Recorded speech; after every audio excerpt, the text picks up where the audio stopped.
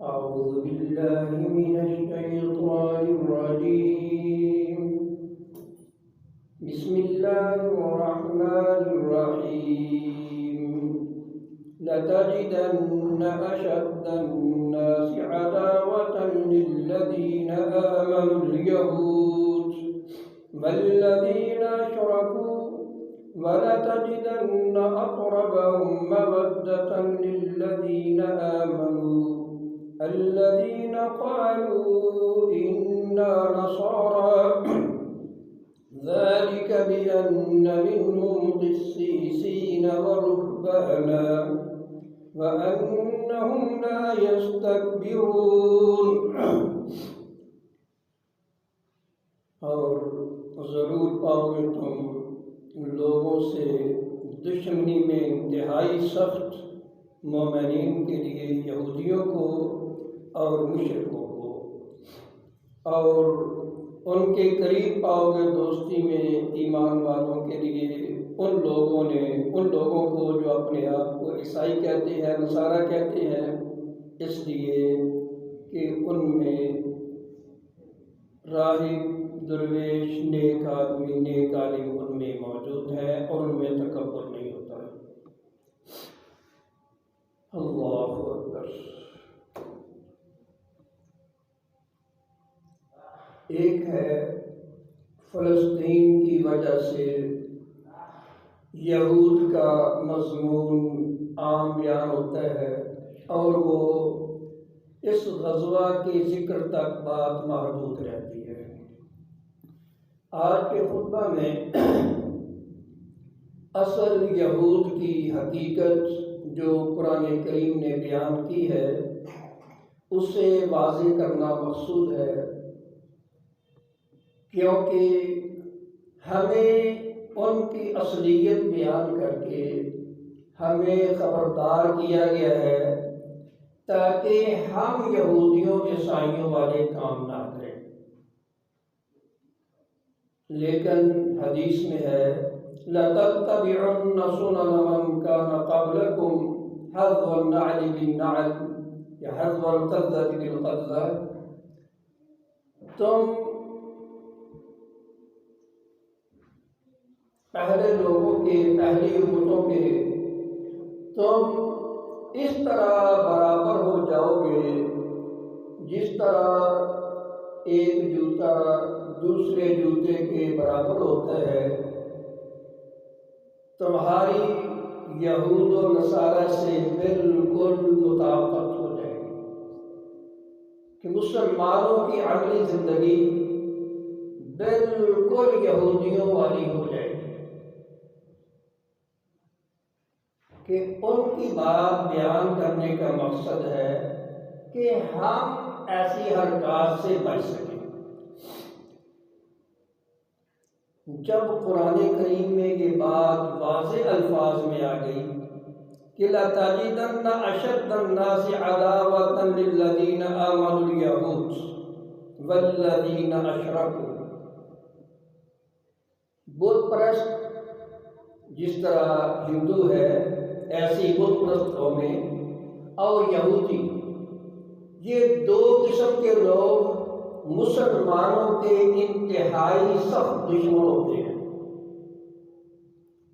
قرآن کریم نے جب ان کی دشمنی واضح کر دی، اگر ہمارا اللہ تعالیٰ کی کتاب پر صحیح ایمان ہے پھر ہمیں ان دو قسم کے دشمنوں سے خبردار رہنا چاہیے کہ یہ مسلمان کے ایمان کو تباہ کرنے کے لیے ہمیشہ کوشش جاری رکھتے ہیں. اس لیے اس آیت میں ان سے بچنے کے لیے بات بیان کی گئی ہے. بعض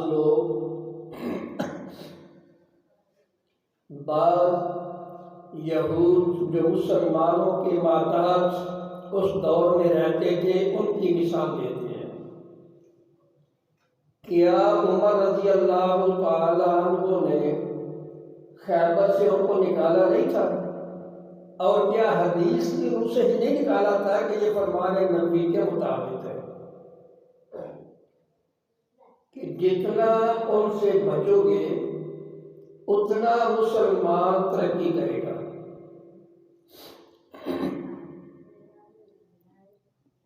حقیقت میں یہود مسلمان کا انتہائی دشمن بھی ہے، لیکن جس طرح عموماً مسلمان ممالک کے فوجی لیڈر عموماً بات کر دیتے ہیں جی ہم نے امریکہ سے، اسرائیل سے، ایسے بڑے ملکوں سے لڑائی کرنے کی طاقت نہیں ہے، یہ بات بھی انتہائی غلط ہے۔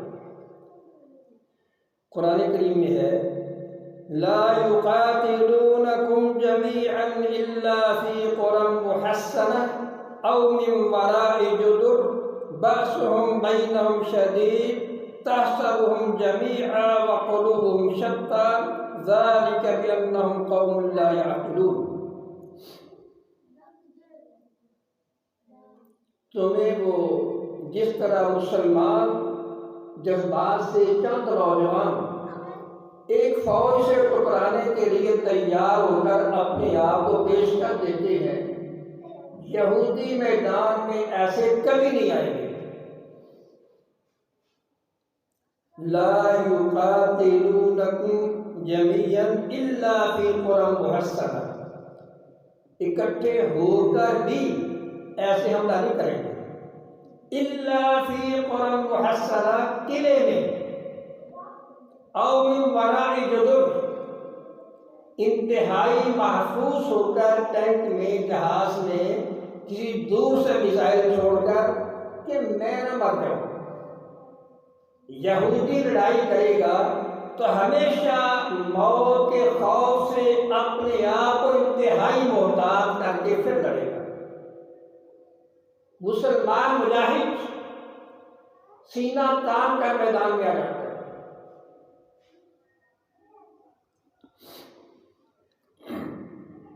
بأسهم بینہم شدید تحسبهم جمیعا وقلوبهم شتیٰ، آپس میں ایک دوسرے سے نفرت کرتے ہیں، لوگوں کے سامنے ظاہر ہونے کے لیے اپنے آپ کو اکٹھا شو کرتے ہیں، لوگوں کے سامنے ظاہر ہونے کے لیے ظاہری اتحاد شو آتا ہے، اتحاد شو کرتے ہیں، حقیقت میں آپس میں ان کے اختلافات ہوتے ہیں۔ جس طرح مسلمان باوجود وقتی ناراضگی کے اسلام کی خاطر اپنے بھائی کے لیے جان دینے کے لیے پھر میدان میں آ جاتا ہے، یہودی میں یہ بات نہیں ہوتی، تمہارے سامنے اظہار کریں گے، حقیقت وہ نہیں ہوتی۔ اس لیے کہ ان کو دین کی فہم عقل نہیں ہے، اس لیے ان کے سارے معاملات الٹ ہوں گے۔ نیک لوگوں کو دین کی مخالفت، انبیاء کی مخالفت، الٹے سیدھے سوالات کر کے لوگوں کے سامنے اپنا علم شو کرنا اور حق کا انکار کرنا، یہ شروع سے ان کا شیوا رہا ہے۔ يسألك أهل الكتاب أن تنزل عليهم كتابا من السماء فقد سألوا موسى أكبر من ذلك فقالوا أرنا الله جهرة فأخذتهم الصاعقة بظلمهم۔ اگر یہ یہودی لوگ تمہیں سوال کرتے ہیں کہ قرآن کریم کتابی شکل میں اکٹھا آنا چاہیے، اکٹھا کیوں نہیں تم لاتے؟ میں یہ لوگ جنہوں نے موسیٰ علیہ السلام کو اس سے بڑے سوال کیے تھے، ان کے سوال کا جواب بھی مل گیا تھا، مانے پھر بھی نہیں تھے۔ موسیٰ علیہ السلام کو انہوں نے کہا تھا کہ ہمیں اللہ تعالیٰ کو دکھا، تو کہتا ہے کہ میں اللہ تعالیٰ سے باتیں کرتا ہوں، اگر تم کرتے ہو تو پھر دکھاؤ تم اللہ سے باتیں کر رہے ہو، ہمیں دونوں نظر آئیں کہ یہ اللہ تعالیٰ ہے، یہ تم ہو، پھر ہم مانیں گے۔ یہ سوال انہوں نے موسیٰ علیہ السلام سے کیا تھا۔ فَأَخَذَتْهُمُ الصَّاعِقَةُ، ان پر صاعقہ آیا، سب گر کے بے ہوش ہو گئے، ختم ہو گئے۔ موسیٰ علیہ السلام نے دعا کی، دوبارہ اٹھے، لیکن بات پھر بھی وہی کی وہی رہی، عملی زندگی میں پھر سانپے سیدھے نہیں ہوئے۔ جن کے ساتھ آج مسلمان معاہدے کرتے ہیں، امریکہ کے ساتھ، اسرائیل کے ساتھ، یہ کبھی بھی اپنے عہد پر پکے نہیں رہیں گے، ہمیشہ وعدہ خلافی کریں گے اور الٹا پوائنٹ مسلمانوں میں ڈالیں گے کہ انہوں نے یہ بات کی ہے۔ وعدہ خلافی وہ ہمیشہ خود کریں گے۔ افغانستان میں جو کچھ انہوں نے ان سے معاہدے کیے، ہر بات میں مخالفت کی۔ اسرائیل نے اب جو معاہدہ کرنے کے ٹائم پہ جو باتیں ہوئی، معاہدہ کرنے کے لیے بلایا اور وہاں پہ بم گرا دیا۔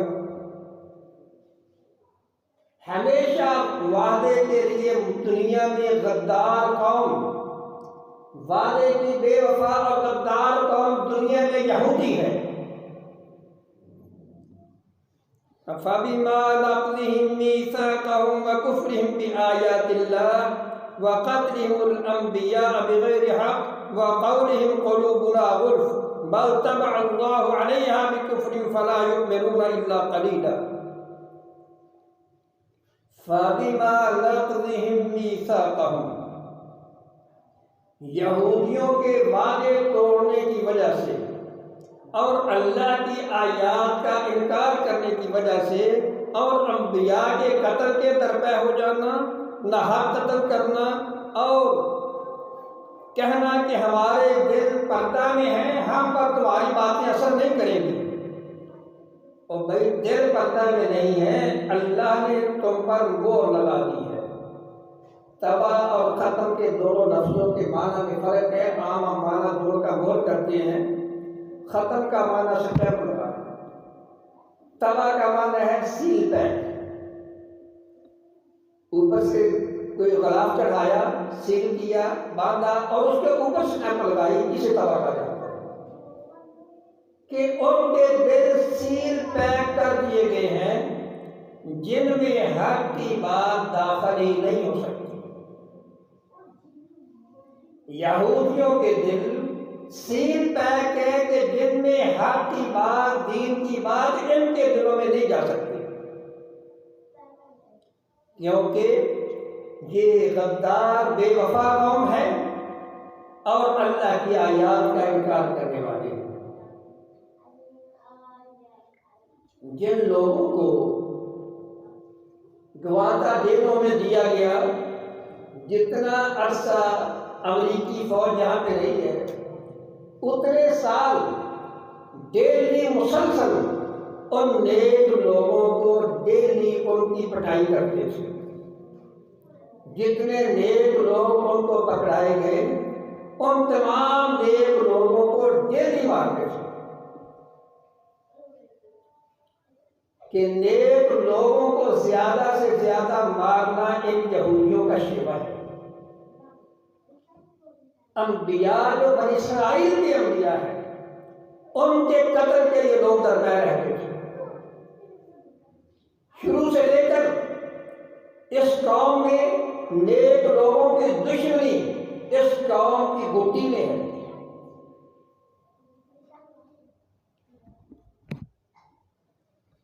نیک لوگوں کو بدنام کرنا اور اپنے آپ کو بڑا پڑھا لکھا شو کرنا، یہ یہود میں شروع سے موجود ہے۔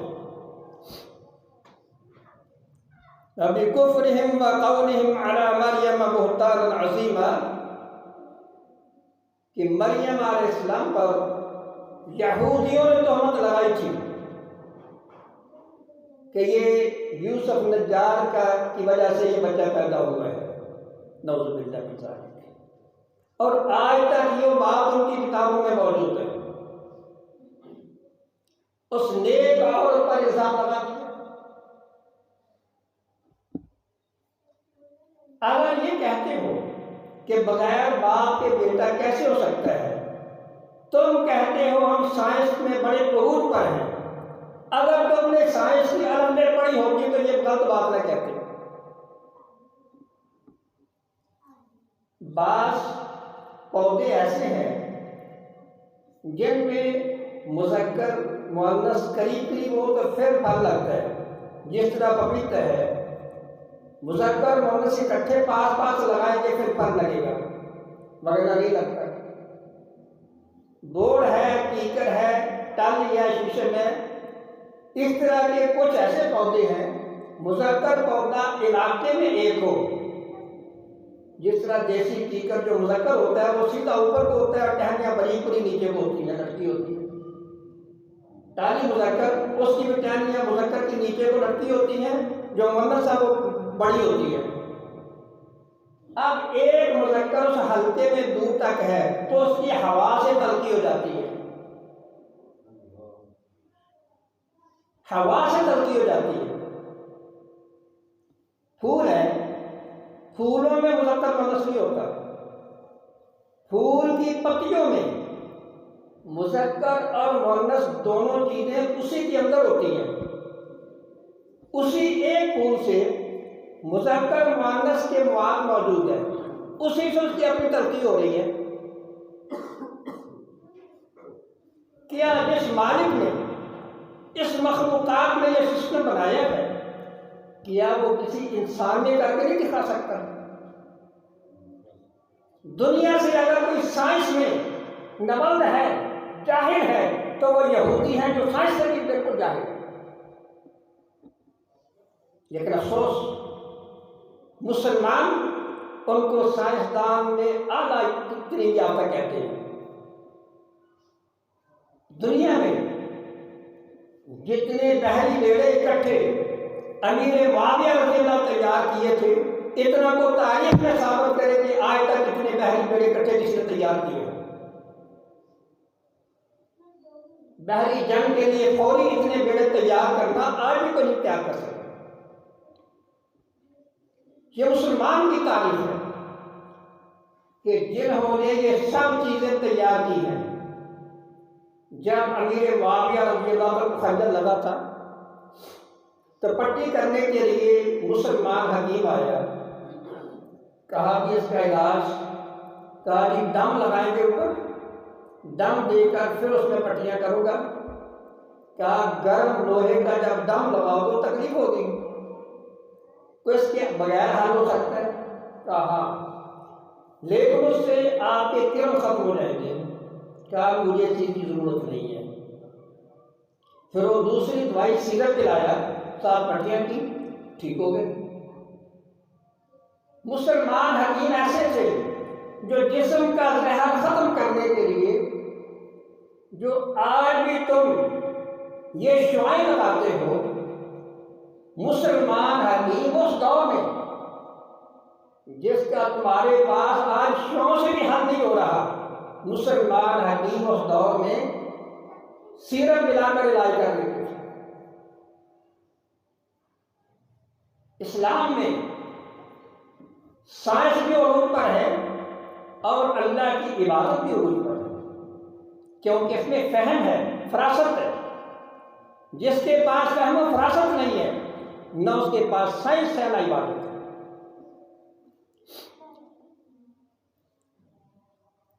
اللہ اکبر۔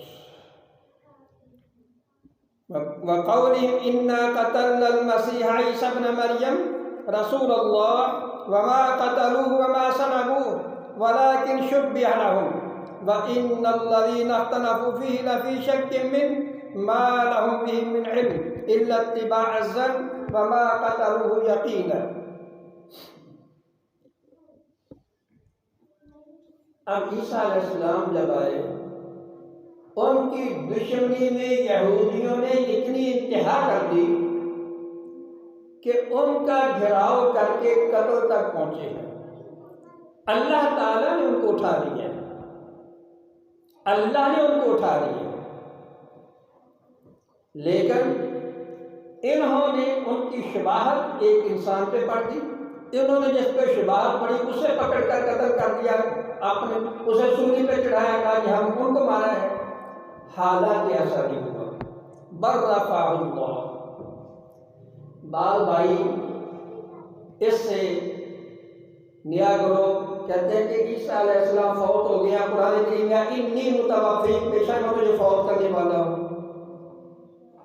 یہ ان لوگوں کی جہالت ہے کہ یہ لوگ عربی عبارت جانتے نہیں ہیں۔ عربی زبان میں جب کلمہ کے لیے تاکید کے لفظ بولے جاتے ہیں، تاکید میں کسی انکار، کسی چیز کے نہ سمجھنے کی وجہ سے زیادہ تاکید لائی جا رہی ہوتی ہے، تو پیچھے انی متوفیک، بے شک میں ہی تجھے فوت کرنے والا ہوں۔ اتنی تاکید سے بات کرنے کا مقصد کیا ہے کہ اس میں کوئی شبہ ہے۔ شبہ کیا تھا؟ ایک لوگوں کے پیدا ہونے والے شبہات، دوسرا عیسیٰ علیہ السلام کو تسلی، کیونکہ وہ گھیرے میں آ چکے ہیں، پریشان ہیں، ان سے یقین سے بات کہی گئی کہ تجھے میں ہی فوت کروں گا، تیری تبھی موت ہوگی، کسی کے قتل کرنے سے تم دنیا سے نہیں جاؤ گے، تبھی موت سے دنیا سے جاؤ گے۔ اس لیے یہ اللہ تعالیٰ نے عیسیٰ علیہ السلام کو بھی یہ بات سمجھائی اور آنے والے لوگوں کو بھی سمجھا بل رفعہ اللہ، بلکہ اس وقت اللہ تعالیٰ نے اٹھا لیا۔ اب دوسری بات پیش کرتے ہیں مسلم کی، عَسَىٰ أَن يَنزِلَ فِيكُمْ عِیسیٰ ابْنُ مَرْیَمَ إِمَامًا مَہْدِیًّا، قریب ہے کہ تم میں عیسیٰ بن مریم امام مہدی بن کر آئیں گے۔ ہم کہتے ہیں ٹھیک ہے، اس کا ترجمہ تو کرو، یہ وہی عیسیٰ ہے، وہی امام مہدی ہے، وہی سب کچھ، ہم کہتے ہیں ترجمہ کرو، نہیں بات سمجھ جائے گی کہ عیسیٰ بن مریم، عیسیٰ بن مریم، روح کی بات نہیں ہو رہی۔ تناس کے ارواح یہ ہندوؤں کا عقیدہ ہے، اسلام میں تناس کے ارواح نہیں ہے۔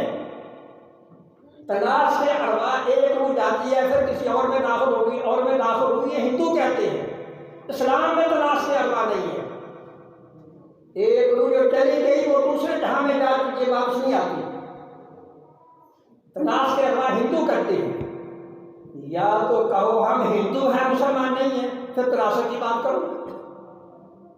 دوسری بات، أَن يَنزِلَ فِيكُمْ عِیسیٰ ابْنُ مَرْیَم، ساتھ عیسیٰ ان کا نام العبادہ کا نام، اس کا نام کیا ہے؟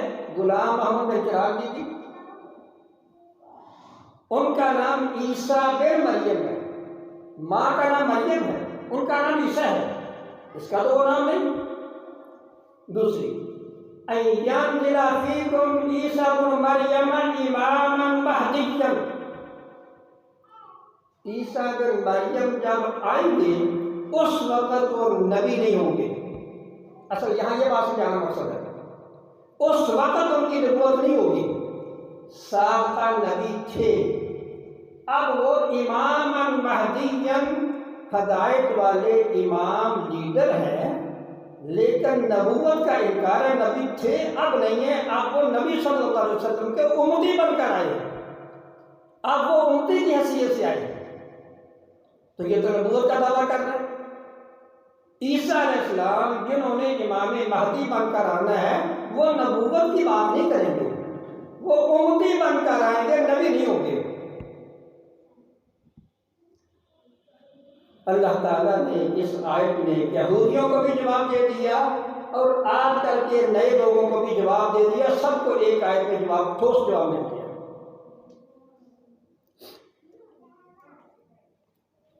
یہود اللہ کے دین کی دشمنی میں عیسائیوں سے بھی، مسلمانوں سے بھی، جو لوگ دین پہ عمل کرنے والے ہیں، جن کے پاس کچھ نہ کچھ حقیقت ہے، ان کو دین سے دور کرنے کے لیے ہر دور میں یہودیوں نے زور لگایا۔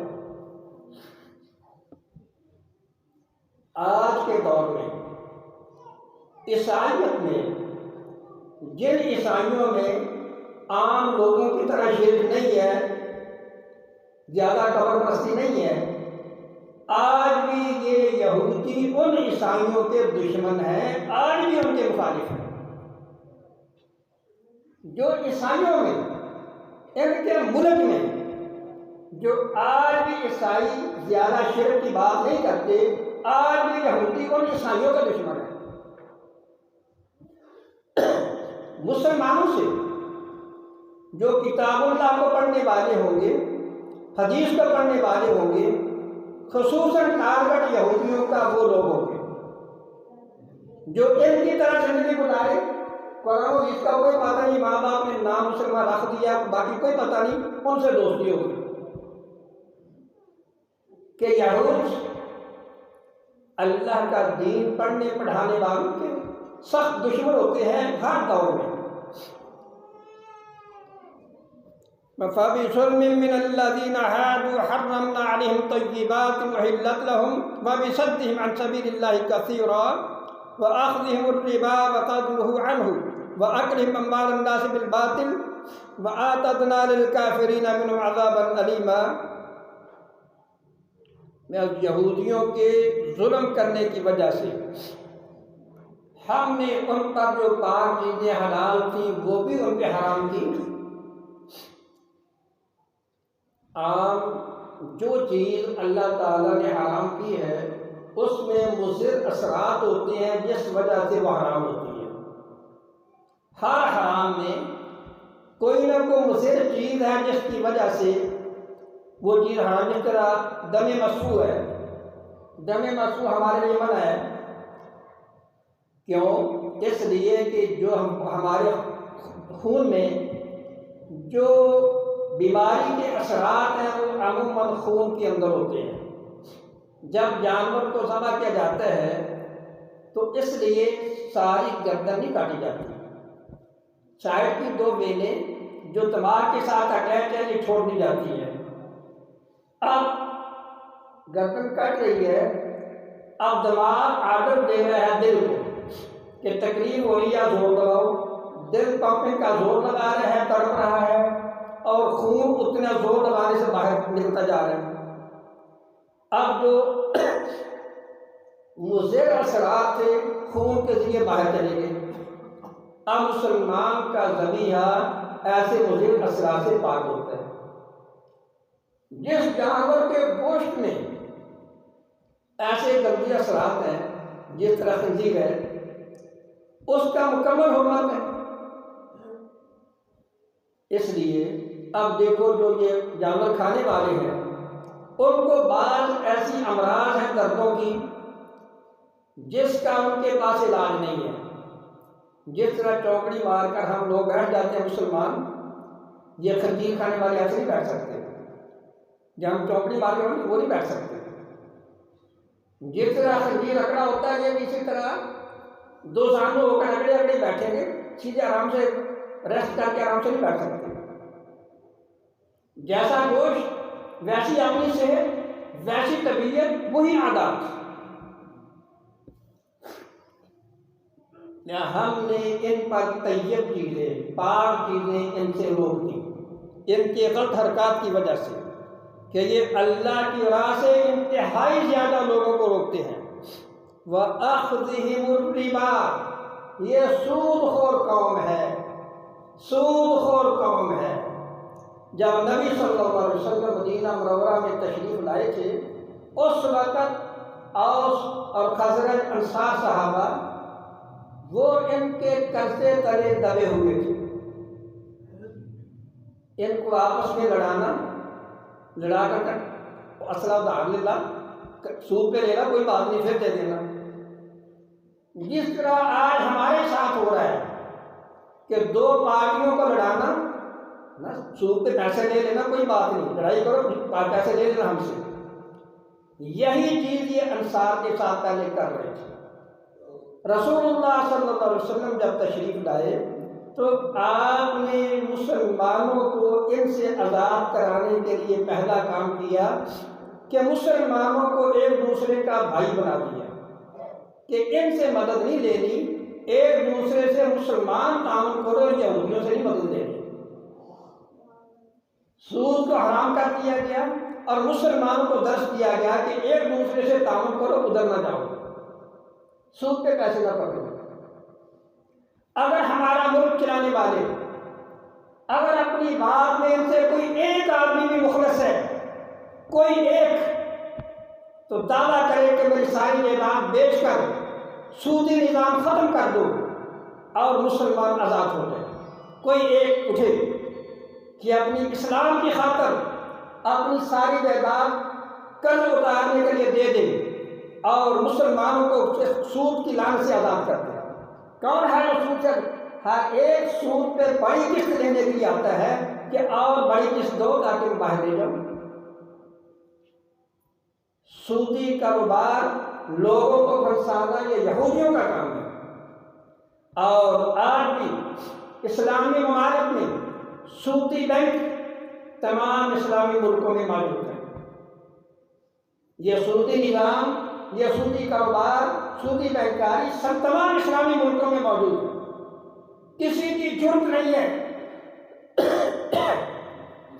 کہ ہم یہودیوں کے سب سے بڑا کاروبار جس سے مسلمانوں کو دھوکہ دیتے ہیں ہم ان کو بند کریں۔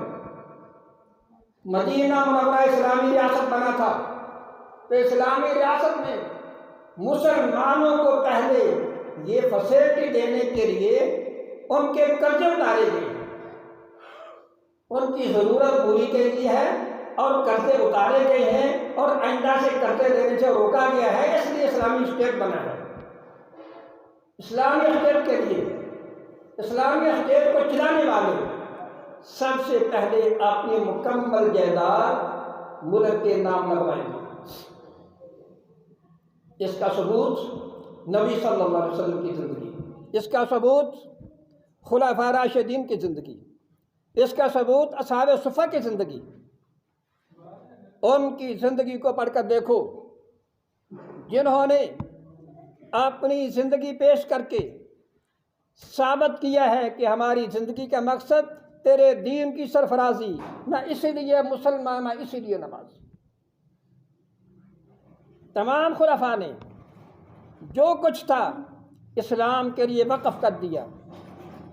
آخری آٹا نبی صلی اللہ علیہ وسلم کا ادارہ ہے، گھر میں کچھ نہیں ہے، جبکہ اس دور میں انتہائی فتوحات ہو چکی تھیں۔ اتنی فتوحات کے باوجود رسول اللہ صلی اللہ علیہ وسلم کے گھر میں اپنا آٹا ادارا ہے۔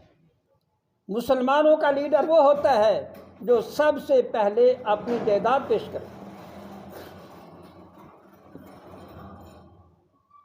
اللہ اکبر۔ یہودی لوگ سب سے زیادہ کفریہ باتوں میں، نفاق میں، جھوٹ سننے میں، اللہ کی کلام کی تحریف کرنے میں سب سے زیادہ پیش ہوں گے ہر دور میں۔ یا ایھا الرسول لا يحزنك الذين يسارعون في الكفر من الذين قالوا آمنا بأفواههم ولم تؤمن قلوبهم ومن الذين هادوا سماعون للكذب سماعون لقوم آخرين لم يأتوك يحرفون الكلم من بعد مواضعه۔ میں ہمارے نبی تم پریشان نہ ہونا ان لوگوں کو دیکھ کر جو کفر کی طرف سے جانے میں جلدی کر رہے ہیں، جو زبان سے کہتے ہیں، اپنے منہ سے کہتے ہیں ہم ایمان والے ہیں، لیکن دلوں میں ایمان نہیں ہے۔ اور وہ لوگ جو یہودی ہیں، جو جھوٹ بولنے کے لیے تمہاری بات سنتے ہیں اور جو دوسروں کو سنانے کے لیے جاتے ہیں، تمہاری بات سن کر ان کے پاس جا کر تبدیل کر کے پیش کرتی ہیں، حالانکہ تم نے بات ایسے نہیں کہی۔ مسلمانوں کو بدنام کرنے کے لیے مسلمانوں کی ایک بات لی، اس کو چینج کر کے آگے دوسروں میں پھیلایا کہ مسلمان تو ایسے ہوتے ہیں۔ جس طرح مسلمانوں کو دہشت گرد کہا جاتا ہے، امریکہ یہاں پہ افغانستان میں کیا لینے آیا تھا؟ اگر وہ دہشت گرد نہیں آیا تو یہاں پہ کیا لینے آیا تھا؟ افریقی ممالک میں کیا لینے آیا تھا؟ ان ممالک میں کیا کرتا ہے؟ ہر مذہب اپنا دفاع کرتا ہے، دفاع کا حق ہر ایک کو ہے، پوری دنیا اپنے ملک کا دفاع، اپنے مذہب کا دفاع کرتی ہے۔ مسلمان وہ بھی اپنے مذہب کا دفاع کرتا ہے، اپنے وطن کا دفاع کرتا ہے، اس کو حق ہے۔ لیکن جو اتنی دور سے آ کر مسلمانوں کو قتل کر رہا ہے وہ دہشت گرد نہیں ہے، اپنے دین کو پھیلانے والا یہ دہشت گرد ہے۔ اللہ اکبر۔ حقیقت میں یہ لوگ ہمیشہ بات کی تعریف کر کے لوگوں میں پھیلائیں گے، اصل حقیقت میں بات اور ہوگی، تعریف کر کے اس کو بات کو چینج کر کے لوگوں میں پھیلائیں گے تاکہ مسلمان بدنام ہو جائے۔ اللہ اکبر۔ دنیا کی خاطر اللہ کے دین کو چھوڑ کر، اللہ کے قانون کو چھوڑ کر، اس چیز کو چھوڑ کر دنیا کمانے کے لیے جو اصل کتاب اللہ نے موسیٰ علیہ السلام پر اتاری تھی، آج بھی اس دین پر یہودیوں کا عمل نہیں ہے۔ جو اصل تورات تھی، آج بھی اس تورات کے مطابق یہودیوں کا عمل نہیں ہے۔ اگر یہ موسیٰ علیہ السلام کے ایمان پر دعویٰ کرتے ہیں تو پھر ان کی کتاب پر آج ان کا عمل کیوں نہیں ہے؟ کیا موسیٰ علیہ السلام کی ایسی زندگی تھی جو یہ کر رہے؟ تمام انبیاء نے شرم و حیا کی تعلیم دی ہے، تمام انبیاء نے اللہ کی عبادت کی دعوت دی ہے، تمام انبیاء نے بت پرستی سے روکا ہے، اور ان میں سارے کام الٹے ہیں۔ اصل میں یہ لوگ دنیا کی خاطر اللہ کا دین چھوڑ رہے ہیں۔ وَلَا تَشْتَرُوا بِآيَاتِي ثَمَنًا قَلِيلًا وَمَن لَّمْ يَحْكُم بِمَا أَنزَلَ اللَّهُ فَأُولَٰئِكَ هُمُ الْكَافِرُونَ۔ میں میری آیات کو تھوڑی قیمت میں مت بیچو، جو اللہ کے اس نازل کردہ حکم کو نافذ نہ کرے، جو اللہ نے شریعت اتاری ہے اس کو نافذ نہ کرے، فَأُولَٰئِكَ هُمُ الْكَافِرُونَ، وہ لوگ کافر ہیں۔ اپنے ملکوں میں، انگلینڈ میں، امریکہ میں، اسرائیل میں، کیا ان کی تورات کے مطابق قانون بنا ہے یا انجیل کے مطابق بنا ہے؟ اپنا من گھڑت قانون بنایا ہوا اس کو نافذ کر رہے ہیں۔ یہ ہمیں بات بتائی گئی ہے تاکہ ہم بھی ان کی نقل اتار کر انگریزی قانون کو اپنی عدالت میں لاگو نہ کریں۔ اللہ کی کتاب کا قانون ہمارے ملک میں چلے گا۔ اسلام یہ ہے، یہودیت سے نفرت یہ ہے کہ اپنے ملک میں اسلام کا آئین لاگو کرو۔ مَن لَّمْ يَحْكُم بِمَا أَنزَلَ اللَّهُ فَأُولَٰئِكَ هُمُ الْكَافِرُونَ۔ جو اللہ کے قانون کو نافذ نہیں کرتا وہ کافر ہے۔ اللہ کے قانون کو چھوڑ کر یہودیوں کا قانون نافذ کر رہے ہو۔ فَحُكْمَ الْجَاهِلِيَّةِ يَبْغُونَ وَمَنْ أَحْسَنُ مِنَ اللَّهِ حُكْمًا لِقَوْمٍ يُوقِنُونَ۔ کیا یہ جاہلیت کا حکم تلاش کر رہے ہیں؟ جاہل لوگوں کی باتوں کو قانون بنا رہے ہیں، اسلام کو چھوڑ کر، قرآن کو چھوڑ کر، فرمان نبی کو چھوڑ کر جاہلیت کی باتوں کو قانون بنا دیا ہے۔ نہ یہ یہودی اور یہودیوں کی لکھی ہوئی باتیں ان کو قانون بنا دیا، اللہ کی کتاب کو چھوڑ دیا، فرمان نبی کو چھوڑ دیا۔ نہ یہ لوگ یہودی ہیں، ان کے تم پیچھے لگ گئے ہو۔ لَتَتَّبِعُنَّ سُنَنَ مَن كَانَ قَبْلَكُمْ، تم ان یہود و نصارہ کے ایسے پیچھے لگو گے جس طرح جوتے کے ساتھ جوتا برابر ہے، تم مسلمان میں ان کی نقل فلم اتارو گے۔ یہ قوم جن پر اللہ کی لعنت برسی۔ ہم سورہ فاتحہ پڑھتے ہیں، غیر المغضوب علیہم الضالین، یا اللہ ان جیسا نہ بنانا جن پر تیرا غضب ہوا۔ مغضوب سے مراد یہودی ہے کہ یا اللہ مجھے یہودیوں جیسا نہ بنانا۔ فاتحہ ہم پڑھ رہے ہیں، عملی زندگی میں سارے کام وہی ہیں۔ سورہ فاتحہ پڑھنے کا معنی یہ ہے، سورہ بقرہ پڑھنے کا معنی یہ ہے، سورہ مائدہ پڑھنے کا معنی یہ ہے۔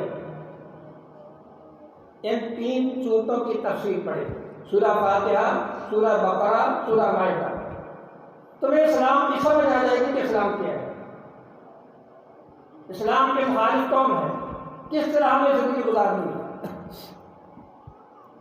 یہ گمراہ قوم جن کو قرآن نے کہا گمراہ ہے، جن کو قرآن نے کہا مغضوب ہے، جن کو قرآن نے کہا یہ لعنتی ہے، جن کو اللہ نے خنزیر بنایا، بندر بنایا، میں اس قوم جیسے کام نہ کروں گا۔ کہیں تم پر بھی وہ عذاب نہ آ جائے جو ان پر آیا تھا، کہیں ان کا عذاب تم پر بھی نہ آ جائے۔ بعض اوقات اللہ کا عذاب ظاہری شکل میں نہیں ہوتا، اللہ کا عذاب انسان کی عادات میں آ جاتا ہے کہ جس کی نقل اتار رہا ہے، اسلام پر عمل نہیں کر رہا، اس کو آہستہ آہستہ ساری عادتیں ان یہودیوں والی، عیسائیوں والی بن جاتی ہیں اور وہ اسلام سے بالکل دور ہو جاتا ہے، اسلام کی لذت، قرآن کی لذت اس سے ختم ہو جاتی ہے۔ کیا آج کا نوجوان اس میں گرفتار نہیں ہے؟ اللہ کے بندو، آگے رمضان آ رہا ہے، رمضان سے پہلے اس مہینہ میں اپنی اصلاح کر لیں، اس مہینہ میں اپنے اسلام کو خالص کر لیں، اس مہینہ میں توبہ کر لیں، تاکہ رمضان کے نور سے ہم متاثر ہو سکیں، رمضان کے نور سے منور ہو سکیں۔ اللہ تعالیٰ سمجھنے کی توفیق دے۔ الحمدللہ رب العالمین۔